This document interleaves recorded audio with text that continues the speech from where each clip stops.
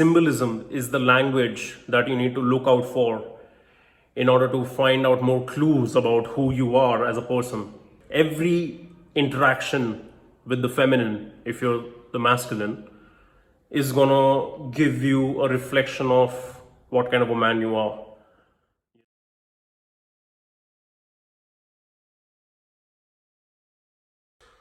Namaste everyone, how's it going? So today we have a question from the Brotherhood once again, and it is from the admin of the Delhi chapter, Anmol Sahota. Some of you might be knowing him because he helped us organize the last meetup in Delhi. And his question is how to know oneself, how to know yourself. While that question is such a simple sentence of like 3-4 words, it's actually profoundly deep because it deals with the journey of life that you are walking on.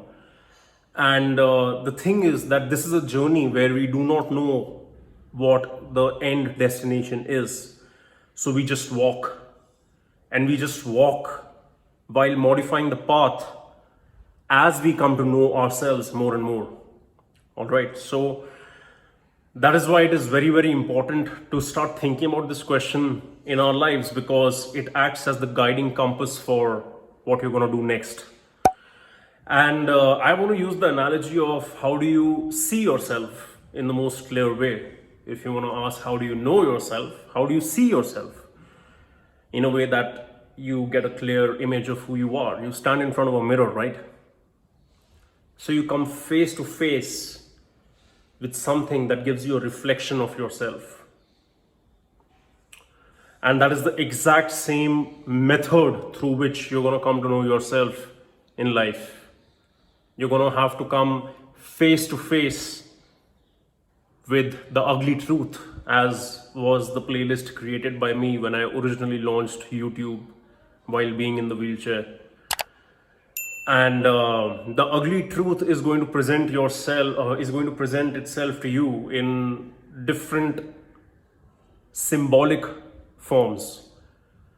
No one comes to you in your life and tells you this is what you need to do. It's like spoon feeding, right? Which we would love, but that's not what happens. What happens is that as you undertake more endeavors, as you build more human relationships, all those things, they will act as reflections. If you learn how to see what you cannot see, they will act as reflections that will tell you more about yourself. And this is how the nature of consciousness or ego or whatever you want to try to define your life with, this is the language that it uses to communicate with you. Symbolism. It's never going to talk to you directly. It's going to come to you through revelations, intuitions. You know, you hear people saying that I can feel energies, or I feel a positive energy around this person, or certain person has a negative energy, or this or that. While we cannot stick a thermometer in their mouth or some scientific instrument and measure whether what they're saying is true or false, I would not disregard these kind of things completely. And that is why I am saying that symbolism is the language that you need to look out for in order to find out more clues about who you are as a person.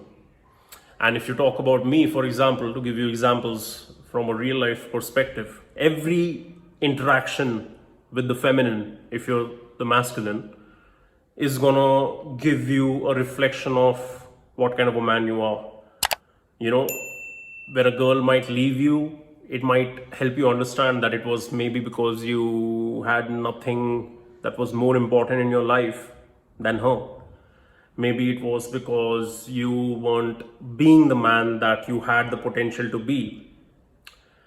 So that is the symbolism which you then need to interpret as to why did something happen, and that is going to give you a clue about yourself, which is going to help you figure out more about yourself. So The same can be with endeavors that you undertake in life, be it a job, be it your first business, be it the way you pass out from school, be it the friend circle that you have.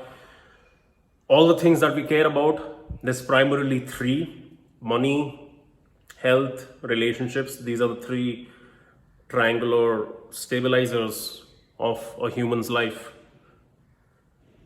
Money, because we created it, like other animals don't have it, they just hunt for the day.